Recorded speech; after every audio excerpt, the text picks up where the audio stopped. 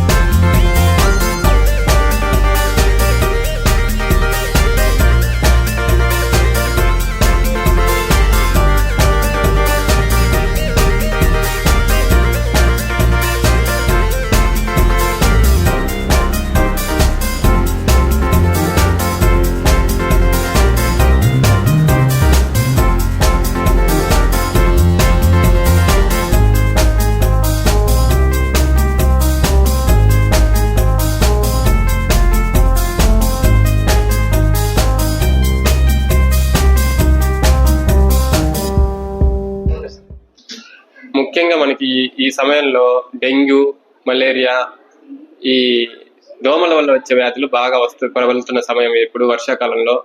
So అటువంటి దోమకాటు జబ్బులు plus thyroid, BP, sugar అనేది ఇప్పుడు అందరికీ చాలా అన్ని ఆర్గాన్స్ కూడా షుగర్ అనేది ఒక కంటి నుంచి హార్ట్ దగ్గర నుంచి మళ్ళీ కిడ్నీకి అన్ని ఆర్గాన్స్ ని ప్లస్ నరాలని అన్నిటిని దెబ్బతీస్తా ఉంది. షుగరే ఇప్పుడు అన్నిటికంటే పెద్ద భూతంలాగా తయారైంది.